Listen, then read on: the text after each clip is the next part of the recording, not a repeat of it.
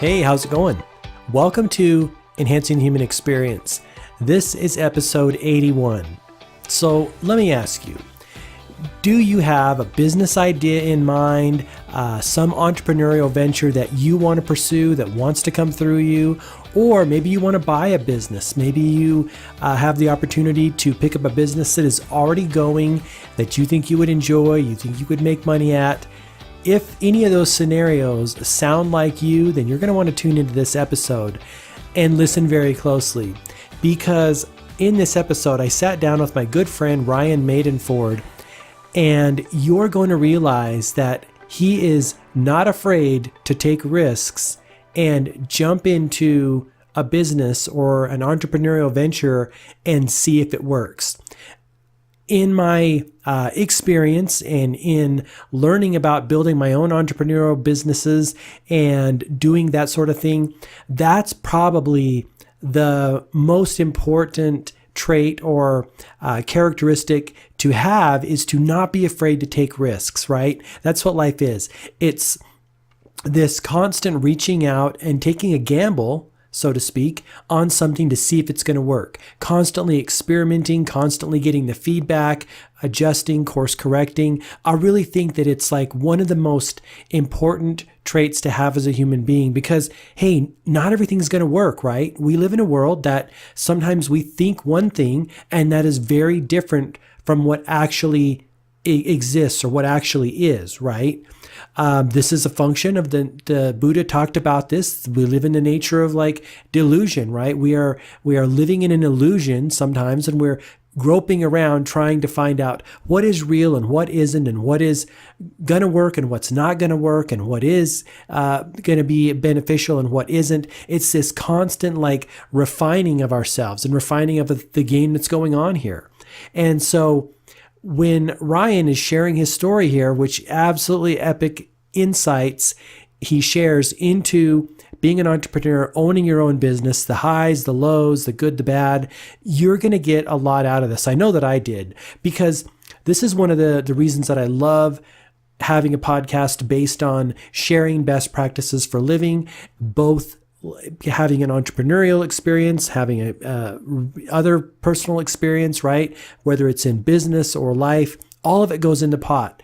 And specifically related to business, it's important that we find ways and vehicles to serve other people. That's why I focus a large part of the podcast, and it's definitely one of the foundational building blocks for enhancing the human experience. We talk about businesses. We talk about how to create prosperity, how to be valuable, how to serve other people, right? Because that becomes the win-win.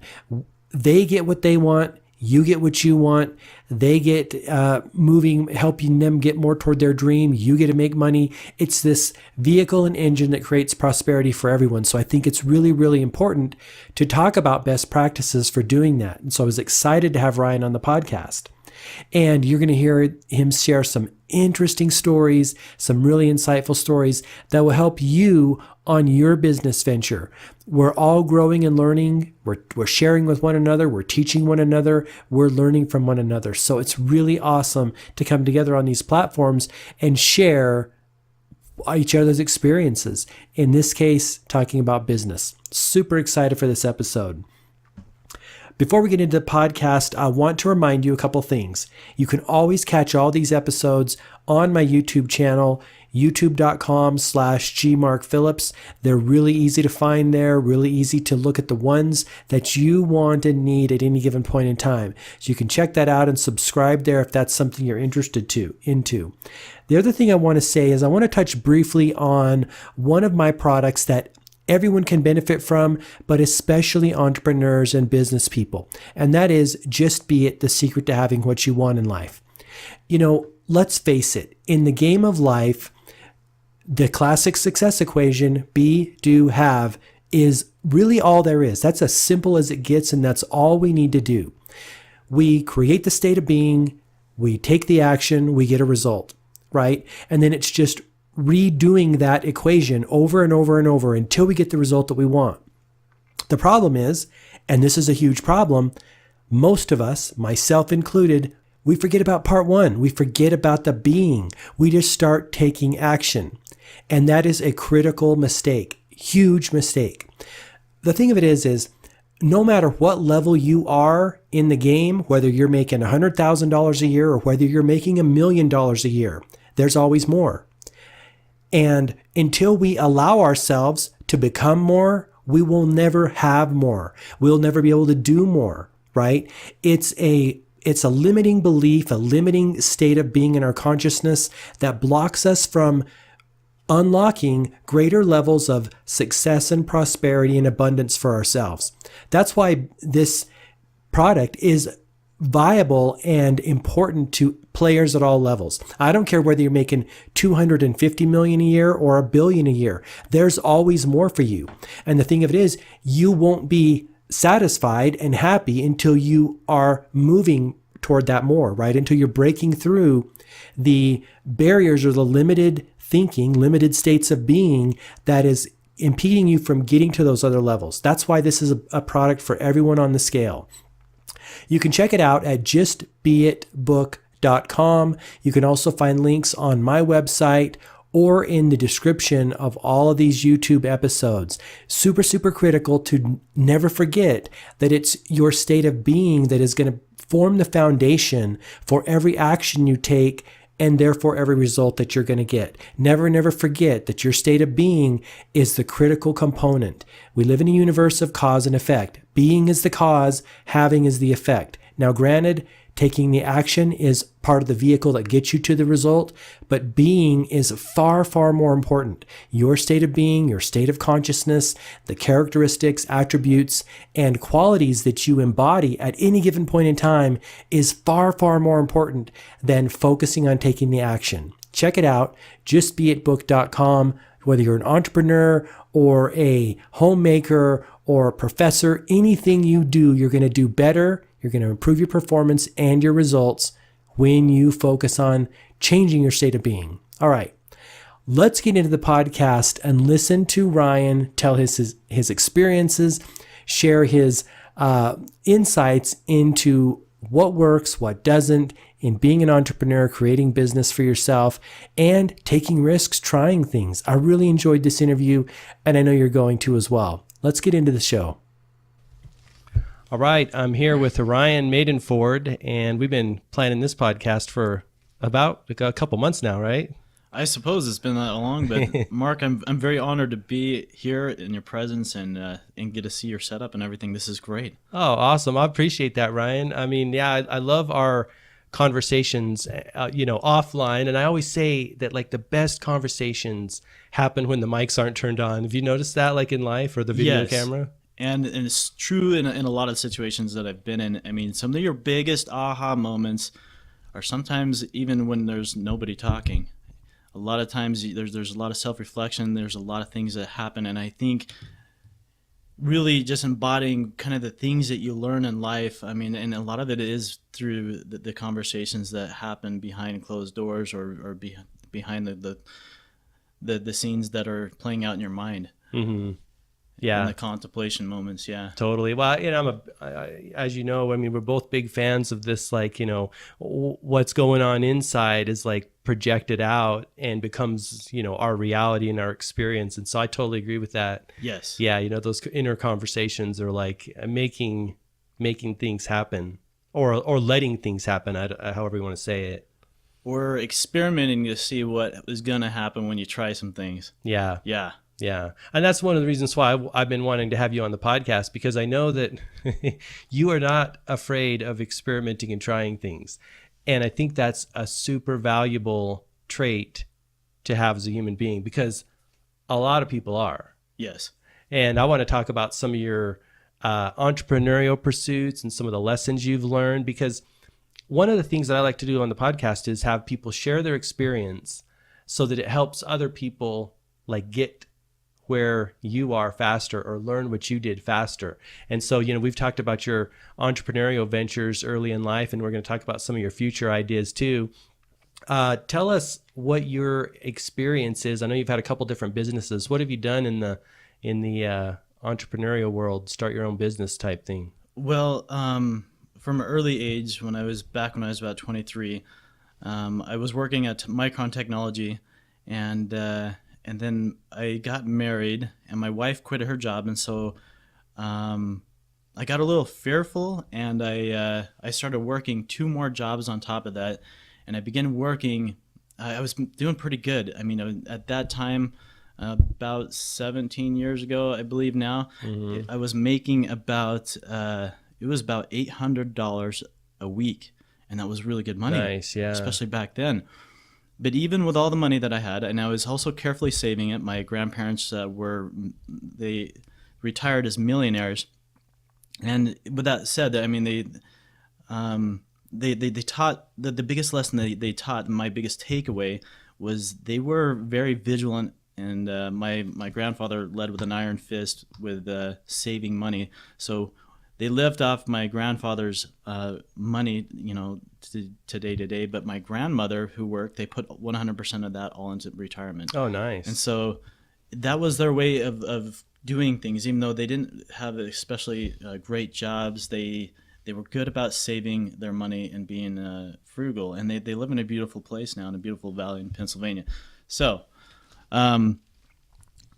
what I learned through that experience with being married, I had a huge experience where basically my wife at the time, after I was working, she took $20,000 out of everything that I had. No. Out of your nest egg. Yeah, my nest egg. I got a joint account with her. I really thought that this was going to be where I was going to be. I put all my eggs in one basket kind of thing, and I wasn't very smart about it, and I lost all my money. Whoa. And while I was gone at work, she came through and she took everything that was in the house as well. And when the attorneys, when we were settling things, said, what do you want back? I said, let her have it all. If she feels entitled to this, let her have it.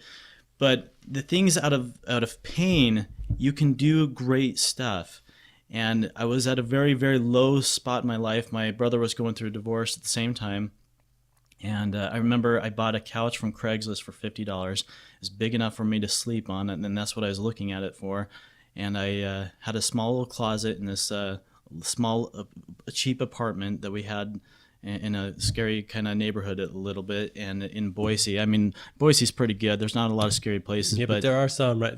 Less desirable, let's put it that way, right? It was very less desirable. And the thing is, I used that as like the thing that to keep me working and keep me strong, keep me reminding me why, like I didn't want to be in my apartment. I wanted to be out working, and I was very focused on saving my money because I had just lost everything. And I was a flight attendant, and I switched gears out of being in 3 jobs because it was burning me out. Became a flight attendant. I was making about $14, $15 an hour, and I saved like crazy. I had per diem about $26 that was untaxed. Other people were going drinking. I was eating grits and eating oatmeal, but I was sacrificing because I knew that there was a bigger thing in life, and it pushed me to do something. I put $10,000 back in the bank 1 year after that divorce. And that was a big thing because I remember almost not believing myself, just being able to do it. And then I came home and I said, all right, brother, we're going to move out of this place. We're going to get a house, and we're going to just start moving our life to the next step. And so we bought a house. It was a Corey Barton house. And as anybody knows around here, it's not the best houses. They were fast building houses and kind of low quality. But I was able to get a house that had an unfinished room, and I said, hey, why don't you go ahead and finish this room up? I was talking to my brother, and he did that. He put sprinkler systems in the back, and we're just living there. And it was pretty decent. At the time, we were only paying like $780 or $90 for the loan, and I'm like, why don't we just go buy another house down the same street? And we did. What year was this? Before 2008? Yes, this is much before 2008. Okay. I mean, it's probably like 2003 at this time. Okay, so you're well before the bubble. Okay. Oh, yes. We did the same thing. I bought another house later on down the street, and the idea was to rent it. We had an unfinished room again because it was cheaper to buy the house that way. We put the sprinkler systems in the back, and we began renting. And then the next big step, I remember, was trying to get, because I started reading Rich Dad Poor Dad, and I shouldn't say I started reading. I had been reading for some time Rich Dad Poor Dad, and I was really trying to figure out like how to break out of the rat race. And I think that's kind of what Mark is all about here, is trying to like help people do that. Totally. And so I'm talking about a time that really kind of helped inspire me to get out, and it was through a lot of pain that got me to where I needed to get out of that. So it became the force that was like the driving force to help me get going. I went to 8 different banks when I saw Fourplex that the numbers worked, and I was crunching numbers because I know that was one thing that I had to make work. So I was looking at real estate that numbers would work in, and it was very hard because you get rejected at each different bank, but I learned from each bank, each presentation, how to do it a little bit better, What does the bankers need? What do they want to hear? And so I started to kind of work that whole thing until I finally got a yes, and people were like, let's do this. And so I was able to get a fourplex doing that, and I essentially borrowed my way into that. And then my brother began to kind of manage that end of things, and we went into some other businesses, just business ideas. Like we would just try different things, and that's a lot of what being an entrepreneur is just trying things. And if it doesn't work, then it doesn't work, and you just throw it away. I wouldn't try things that were gonna risk me over the edge of too much money. So I would at least take a piece of money, and if it works, it works. If it doesn't work, great. We just lost a little bit of money, but we learned a lesson out of that. Rich Dad Poor Dad said, well, when you get windfalls of money, to go buy things like businesses. So I bought a business. I didn't know much about it. We had a windfall of money that my brother and I had been working other kind of deals and stuff, where we eventually got about $14,000, and we split it. And that my half was $14,000, his half was $14,000. I spent that in 3 days. I bought a business that just so happened to be $14,000. It was a curbing business. I knew nothing about curbing, but I saw their equipment. It looked about to be $14,000. They had a huge trailer that could haul sand, and it had a bunch of equipment on it to do curbing. It's like the landscape curbing, the cement stuff that goes around flower beds. But basically, to make a long story short, I began a business I didn't know anything about. I hired people, and I kept trying to get things to kind of work. I had to it's like the hard knocks of life. Yeah, you're doing everything, right? You're working the curbing thing, running the show. Yeah, so I'm working the curbing business. I still have not quit my flight attendant job, although I think I did actually when I finally got the curbing business. That's when I finally stepped away from that, and I began to work my curbing business without the full flight attendant thing. I was a flight attendant for a little while I was getting people hired, and what I didn't understand is the ebb and flow of summer and winter. There's just things you'll learn along the way. I mean, when summer was there, we would have a lot of jobs. I'd get these guys lined up, and it was basically as your job as an entrepreneur, you are lining out your guys. You are getting everything ready for them, and you're just there to kind of help them be very successful. And you got to keep that going. That's going to be kind of the one thing that gets you through a lot of that. So I had to keep these guys going. I was very terrible at marketing, and I would just put illegally, I was putting signs down at the corners of like these roads, and believe it or not, that's how I got all of my business. And then word of mouth, and I'd have these guys practice. When I first hired them, I'd have them practice on my own property. In my head, it was like, well, I'm improving the appraisal of my own property by doing this. Or when I ran out of that, I would also do my neighbors for very cheap, which I wouldn't recommend because I was doing a lot of jobs that was under budget, and I didn't give myself like practicing enough. And not. You think you were practicing too much, or letting the guys practice too much on?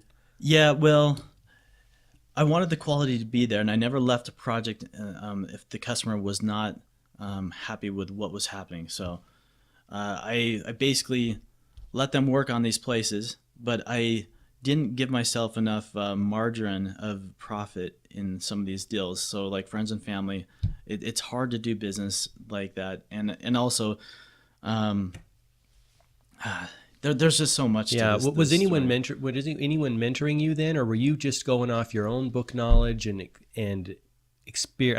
I know you dive deep into a lot of knowledge based stuff, but did you have like a business like coach or mentor type person or?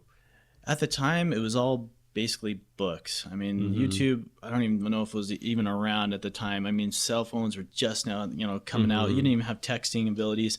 And so, yeah, So you were kind of basically, figuring it out on your own, a lot I of was it. going off my Bible book of Rich Dad Poor Dad kind of way he looked at things. I began to buy up his other series. I began to read it.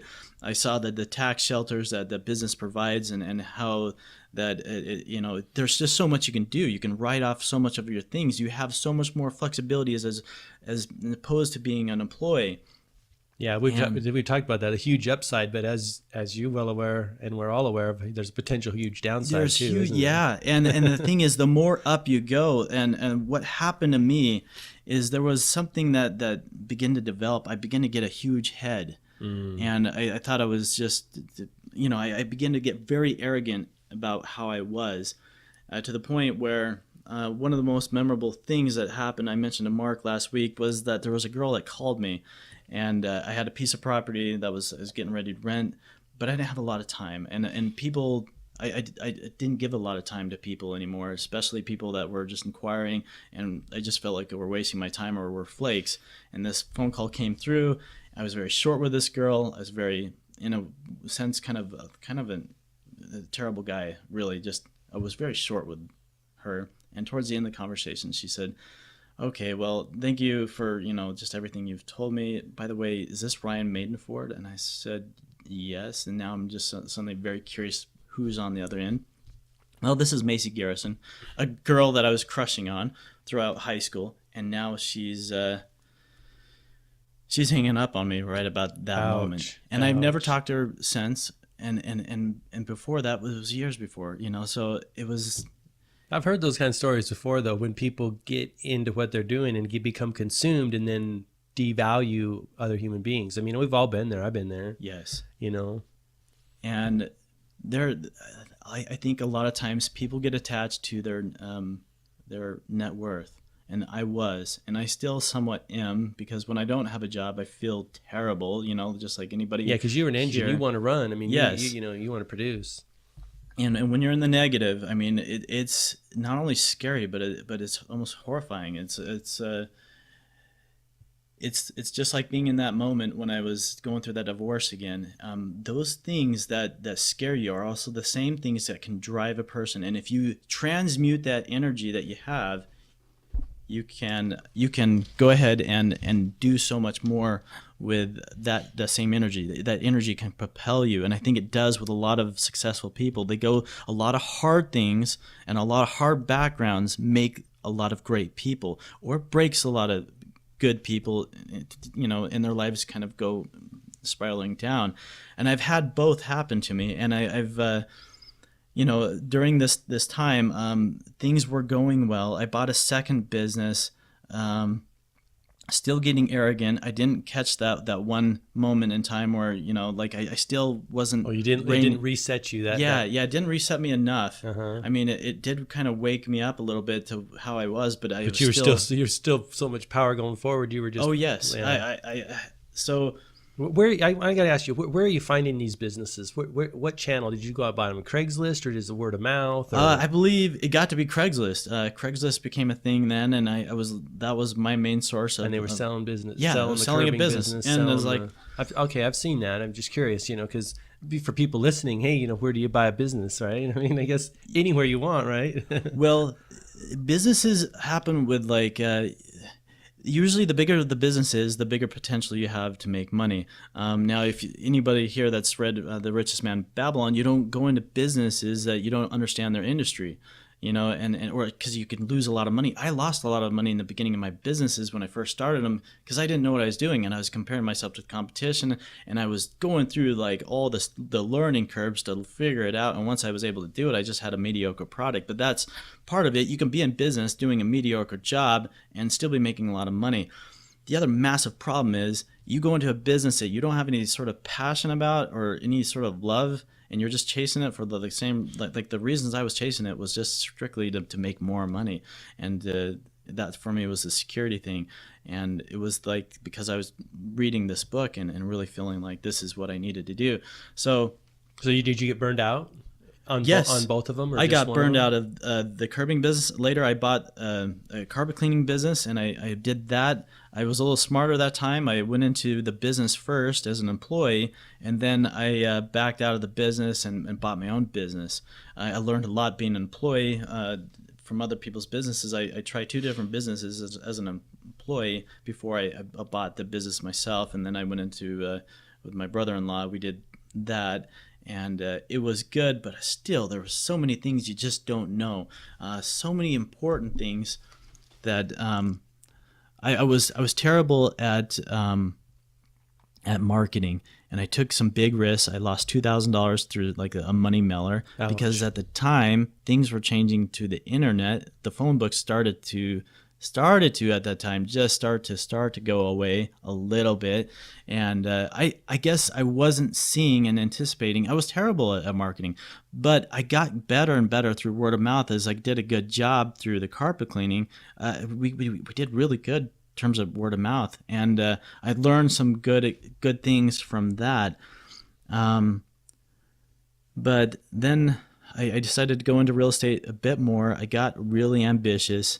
And, so did you close down those 2 businesses? No. Or did they just dissolve? I saved about $16,000, and I took a real estate course. It was you did or was it a local online or something, or one of those Carlton Sheets? No, types of course? I actually bought the Carlton Sheets. Yeah, I've listened to his stuff. It's all great knowledge. I mean, real estate's, it was okay. People make fortunes in real estate. If I recall, I think it's like the biggest or the highest percentage of, I guess, multimillionaires and billionaires have made money in real estate. I mean, it's a cash making machine if you can figure out the codes, right? Yeah, it can be. It can be, and it can also it's become an alligator to a lot of people too. So you took a course. So you took a course to learn about it. Well, I should back up. I mean, I had some money. I had more than the $16,000 actually at this time. I wasn't very good about balancing my businesses. I still had like CPAs kind of working in the backgrounds. I began to use more people because I knew I needed these people, these professional people like attorneys and stuff like that. And so I began to just kind of have people kind of working just in the backgrounds, but you had to pay them a lot of money to do it. I had at one point, I hired a property manager. I felt like that was a huge mistake. They took a lot of cut out of it. Then I ended up paying my brother even more, and to basically kind of take over their positions. I would pay like a handyman to do toilets in the middle of the night, but that became very expensive. That sounds like you were expensive. Yeah, spending a chunk of cash, keeping it going, and as you and I know, that does add up, especially when you're just getting started, right? Yes. Do you feel you would have bootstrapped it a little more if you went back and did it over again, or was there sometimes there's no way to get out of paying that money, right? If you don't know how to plumb or no, actually, I think I liked what I did because a lot of up until I had those businesses, I was a flight attendant and I stayed in that flight attendant. Like I kept my job while I worked this, so right. That was my security. Like if it all went bad, I could just bank off this job, and a lot of my losses I would just kind of absorb while I was just doing this, and I was setting up all these things while I was flying, and then when I would come back, I would basically schedule them out for like, okay, I think I'll be back next week. And I'd schedule people out and have like a few days scheduled, but I ran into all kinds of problems because of it too.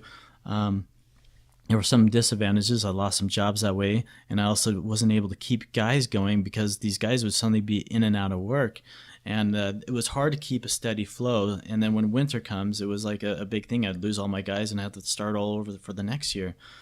So that sounds frustrating. it is frustrating, but yeah, most of it is yourself bootstrapping and learning the business itself.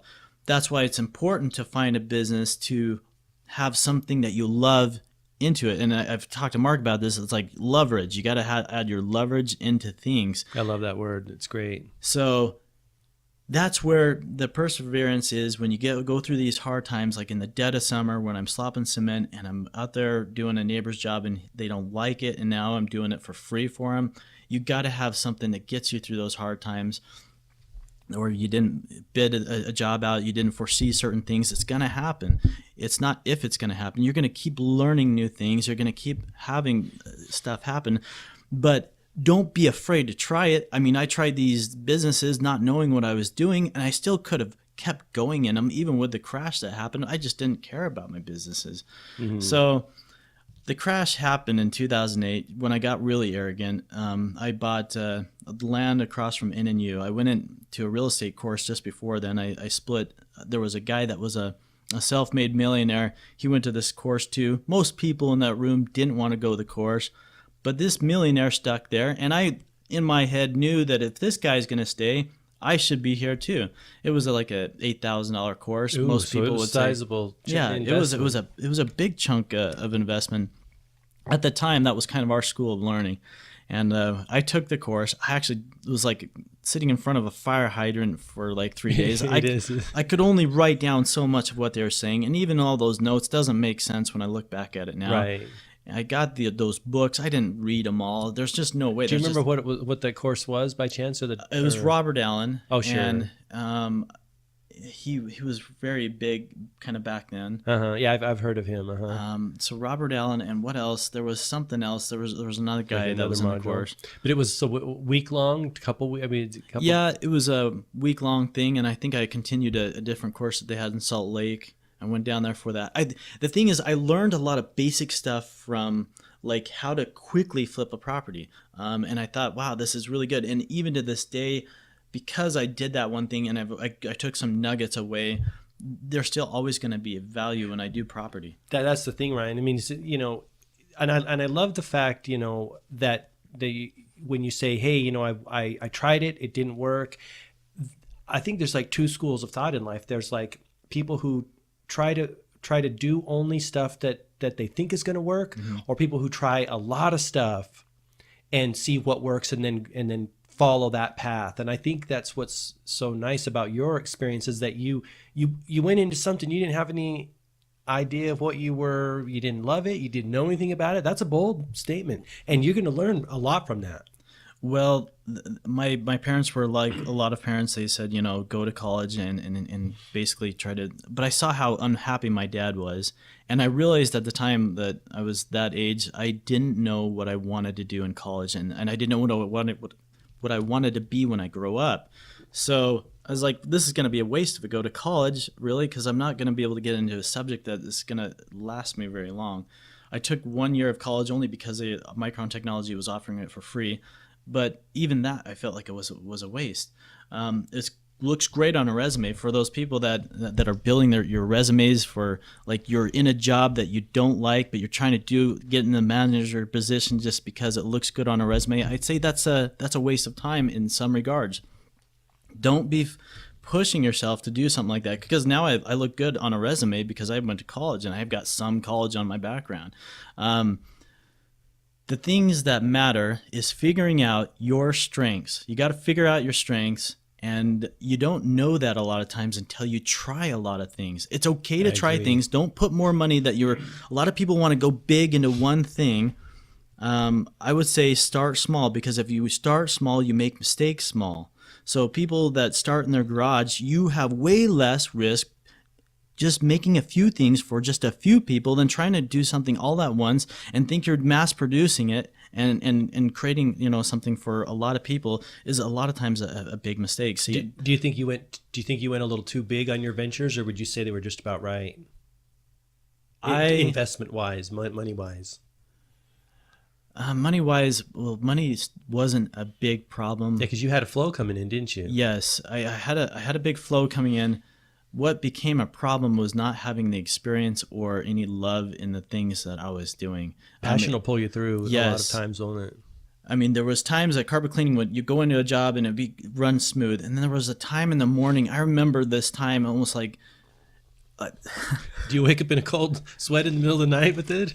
well, this experience was a powerful experience. I walked into the place in the morning and I didn't feel like going to work because when you fire your bosses to become your own entrepreneur and you're running your own business, every new customer is your new boss. I walked into this place and there's this couch and it looks nasty. I don't know what happened on this couch. Oh, no. It was a nightmare. Like, I'm looking at this couch, just like trying not to throw up, and And you're there to clean the couch? they said, "Oh, I'm so happy you're here. Our dog had puppies all over this couch, and there's placentas everywhere. Didn't take care of all that, and I'm just glad you're the carpet cleaner." And I remember looking up and looking out the window and thinking, today I don't want to be a carpet cleaner, and today I don't want to be in this business. Why am I doing this, sucking the grossest stuff through my machines and dealing with Oh, this? that's horrible. Are you serious? But the thing is, you deal with horrible things in business, and going through all these experiences help you. Like if I was passionate about that, and I there was some sense of happiness. I would see people happier and grateful for how beautiful their place would look when I was done. But if I just didn't have a passion in that level, so I don't think many people would have a passion in that level, Ryan. I mean, that's horrible. And like you said, it's all fun to like plan businesses and plan being an entrepreneur, but that is like the other end of the spectrum. That's a horrible experience. That sounds nasty. Yes. Well, there's going to be nasty things that happen, and there's going to be nasty things that happen in real estate too. I had people steal from me blindly. Like I had a brand new house when I had that house down the street, set it all up. We had appliances all in there. We put all the fixtures. We did like nice little touches to it. Put a refrigerator in there. Touched everything up. Brand new house. Got a brand new people in there. Everything was working fine. That's when I hired the property managers. Everything was going good. And then one day they stopped paying. And I knocked on the house and it sounded hollow. And I noticed the blinds were gone. And I looked in there and it's hollow. And I had the keys for it. So I just opened it. They had everything pulled out. They had all the fixtures gone. But they took them? They took everything. They took the trees they took out the trees in the backyard, and I didn't know it till about a year or two later. But they even took the filters out of the furnace. Holy moly! And that they are became thorough thieves.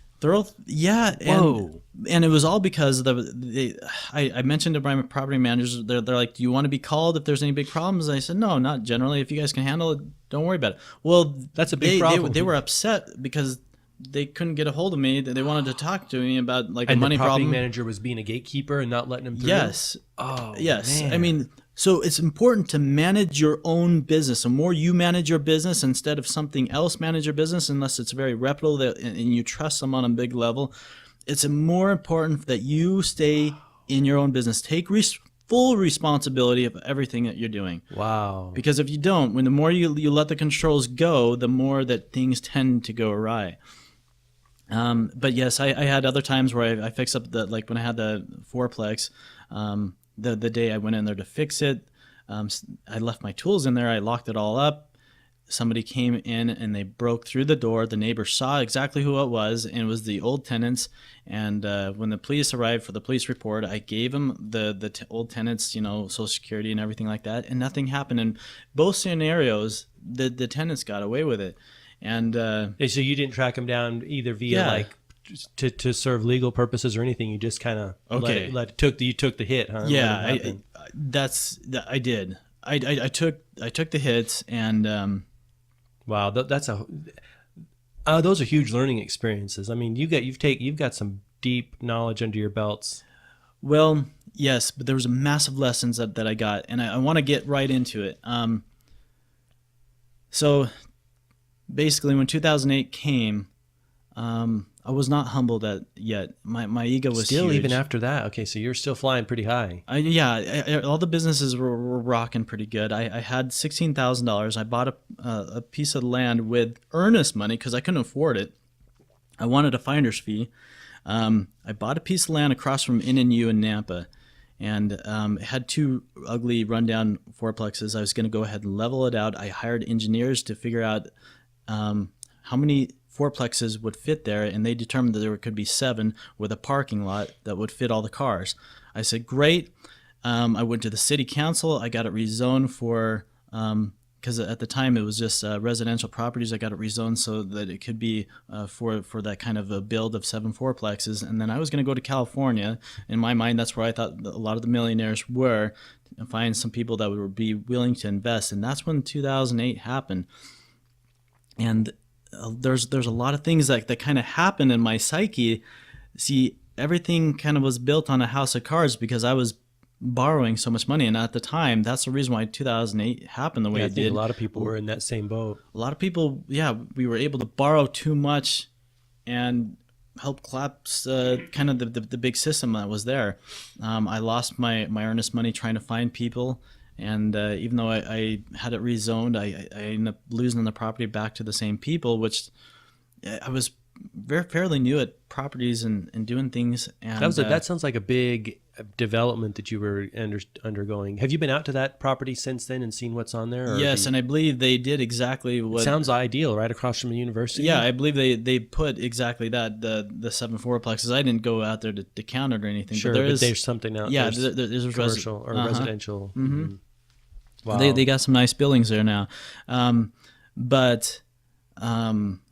It's began a downward spiral because at the time my brother had done so well that I said, look, under the table, this fourplex, whatever it sells for, you're going to get all the money, and I appreciate everything you've done. And that's another thing: be equal with the people that are earning great money for you. I mean, that's how my brother and I were.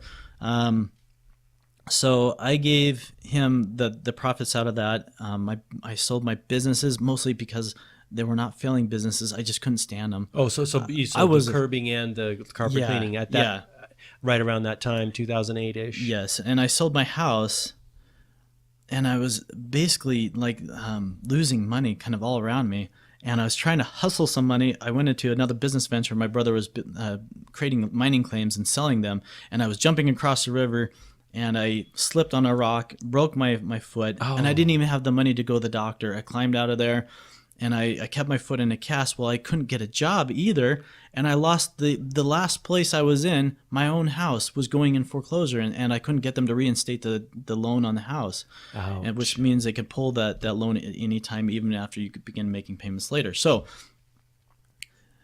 but what I learned is, like, it humbled me back to where I was. Like, I realized how I was treating people. I realized how arrogant I was. I didn't know that until I lost it all. It's like when you don't get the lessons, like the phone call I had with that girl, it's like the universe gives you bigger lessons to bring you down to your knees. You really understand things.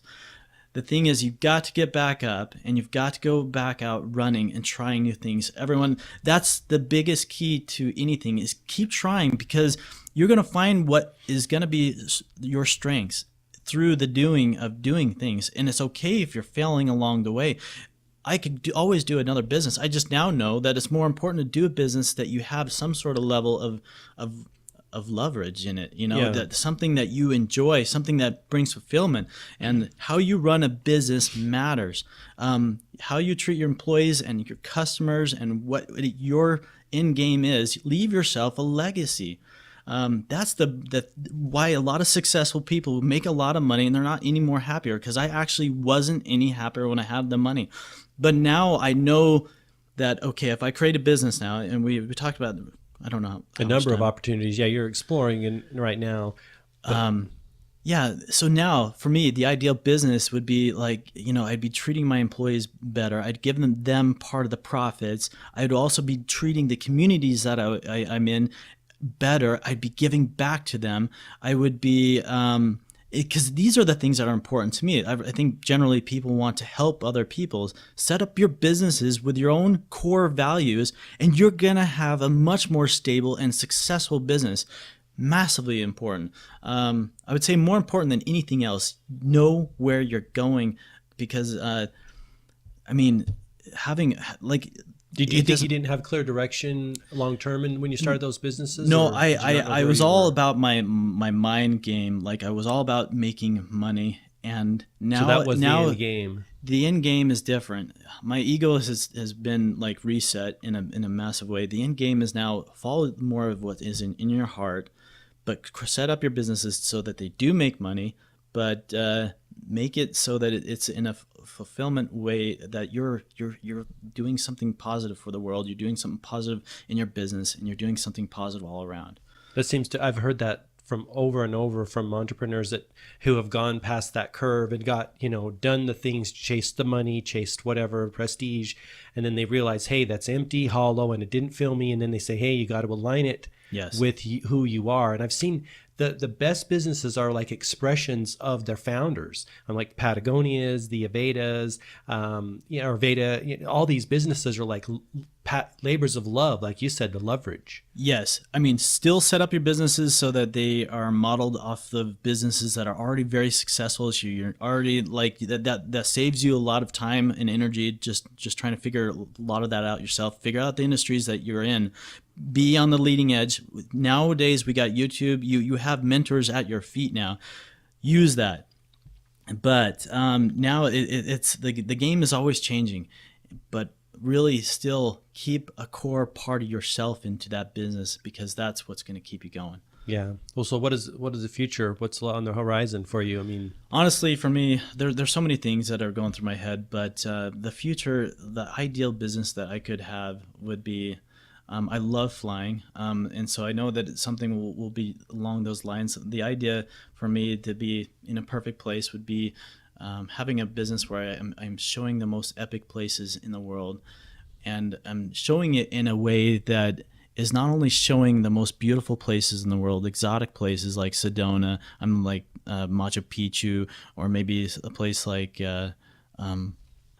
New Zealand and those sort of things. I would want to show the beautiful people that are in there, the great teachers that are there, give them a platform, and be able to connecting people to people, be kind of a world community tribe, and also have a business that's very fulfilling in that it gives back.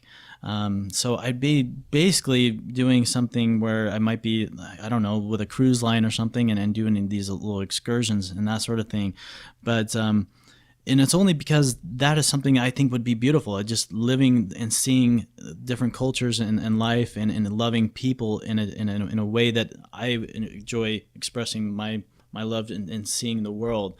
And so I basically want to show them the most beautiful side to the world that I know, and that to me that's through flying. So for me to get the skills that I need to get a commercial license, and to do that, and also hire people that are just as passionate, and go with that, with also the goals of giving back to the world in a beautiful way. I think that's what everybody's here to do, is give a piece of what is locked up in their heart. And the more you're able to do that, I don't care who you are, you're going to be successful. Even if it's not with money, you're going to be successful in a